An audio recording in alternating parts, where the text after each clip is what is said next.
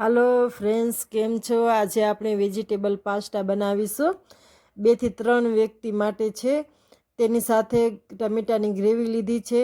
આ ક્રન્ચી સંભારો લીધો છે, જે આપણે ચીલી પનીર સાથે આપણે ખાતા હોઈએ તે ટાઈપનો લીધો છે. કેવી તમે બનાવો એ હું તમને આગળ કહીશ.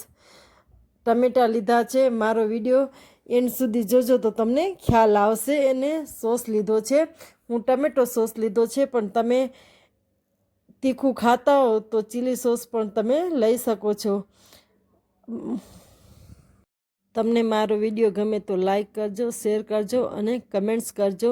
તમારો સપોર્ટ મારા માટે બહુ જરૂરી છે. ને જે આ વસ્તુ બધી તૈયારી કરી રાખી છે તે હું તમને આગળ જઈને કહીશ. એટલામાં 2 ચમચી તેલ, 1 તજનો ટુકડો, 1 લવિંગ, 1 સૂકા મરચાંનો ટુકડો લીધો છે. અને તેલ ગરમ થઈ જાય એટલે થોડા જીરું નાખ્યા છે, 1 ચમચી ખંડ, અને 1 લીમડાનું પાન ને ગ્રીન મરચું, અને તેની અંદર ગ્રેવી ઉમેરી છે ટમેટાની. ને તમને થોડુંક રસવાળી જોતી હોય તો અડધો ગ્લાસ પાણી ઉમેરવાનું અને થોડીવાર સસડવા દેવાનું, જેથી કરી અને તેનો કલર ફાઇન આવે અને ટમેટાની ગ્રેવી એ સારી રીતે મિક્સ થઈ જાય. તેની અંદર થોડી હળદર ઉમેરીશું, થોડું નિમક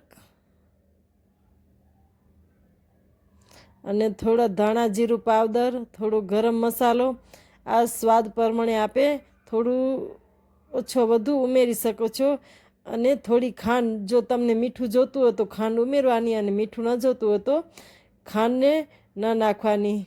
અને જે આપણે પાસ્તા બાફી લીધા હતા, પાસ્તા, ગાજર અને બટેટું સાથે તેને અંદર મિક્સ કરી દેવાનું અને 2 થી 3 મિનિટ સુધી તેને કૂક કરવાનું ને સરખી રીતે મિક્સ કરવાનું અને થોડીવાર રહેવા દેવાનું. ગ્રેવી છે તેની અંદર ટમેટાં, 1 તીખું મરચું એને બાફી અને ગાળી દેવાનું ગ્રાઇન્ડર કરીને. તો તે ગ્રેવી રેડી છે. અને ટમેટાનો પીસ લઈને હું નાખ્યો હતો. સોસ સાથે ઉમેરી દઉં છું, એટલે બધું ફાઇન તો મિક્સ કરી અને પાછું 2 મિનિટ સુધી ગરમ કરતા રહેવાનું. અને ધીમે ધીમે ક્યારેક ક્યારેક હલાવતા રહેવાનું, જેથી કરી અને ચોટે નહીં, નીચે દાજી ન જાય. અને તેની અંદર કંચી જે સંભારો નાખ્યો હતો એ કરવાનો. સંભારાની અંદર તમાલપત્ર, તજ અને 1 સૂકેલ મરચું લઈ થોડાક જીરું નાખી અને સસડાવી 2 મિનિટને તરત જ ગેસ બંધ કરી દીધો હતો. તો આવી રીતના હું સંભારો કર્યો હતો. ને તેની અંદર હું મોરા મરચાં નાખ્યા હતા 2 થી 3. ને તમને તીખું જોતું હોય તો તીખા મરચાં નાખવાના. અમને તીખું ન જોઈએ એટલે સંભારાની અંદર કુબી ને મરચાં લીધા હતા. ચાલો, આપણા પાસ્તા